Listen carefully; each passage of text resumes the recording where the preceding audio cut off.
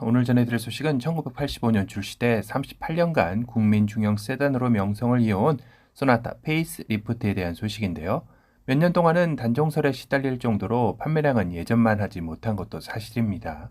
그래도 2022년도 연간 누적 판매량에서는 팰리세이드 다음으로 4만 8천 대 정도를 판매하며 전체 9위에 랭크되는 등 여전히 판매량 자체는 높은 편이죠. 그래도 21년도 6만 3천 대였던 것에 비하면 1만 5천 대가량이 빠지며 확실히 하락 국면에 들어선 것은 자명해 보입니다. 또한 이는 페이스리프트 모델이 나올 시기가 된 것을 알려주는 지표이기도 하겠죠. 최근 들어 국내 공도에서도 위장막 테스트 차량이 자주 목격되고 있어 기대감을 더욱더 높여주고 있는데요. 도도티브 구독자님께서 바로 며칠 전 공도에서 목격된 최종 M단계에 해당되는 소나타 위장막 테스트 차량을 제보해 주셨습니다. 다시 한번 소중한 자료 제보 감사 말씀드리고요. 영상 먼저 보고 이어가도록 하겠습니다. Cause I don't give a fuck what you say. Yeah, I'ma do shit my way. So you can go kick rocks, I'ma stack bricks up, build what I want to make.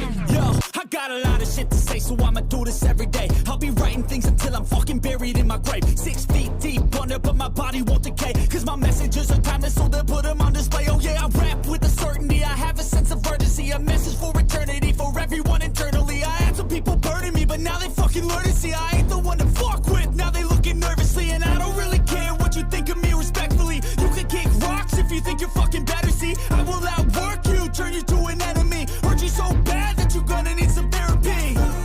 I got the motherfucking recipe. I've been cooking up hits, I'ma leave a legacy. You'll be looking small when you're standing right next to me. I'm 5'10", bitch, but I'm 10 feet. Cause I don't give a fuck what you say.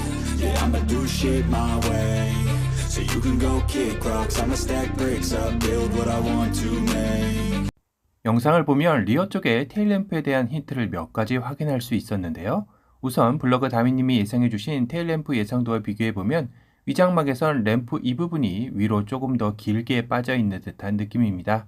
어찌 보면 현행 아반떼의 테일램프가 연상되는 모습이기도 하죠.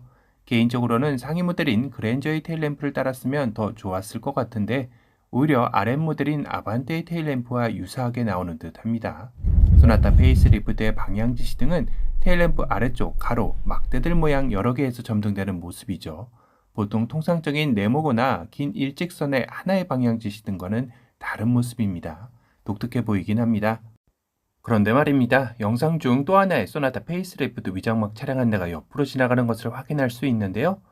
그런데 분명 제동등이 들어오는 위치가 여기입니다.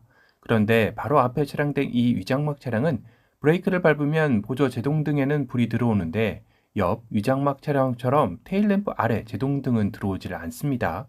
어떻게 된 거죠? 그래서 영상을 다시 돌려보니 브레이크를 밟는 시점 테일램프의 밝기만 좀 더 진하게 바뀌는 것을 확인할 수 있었는데요.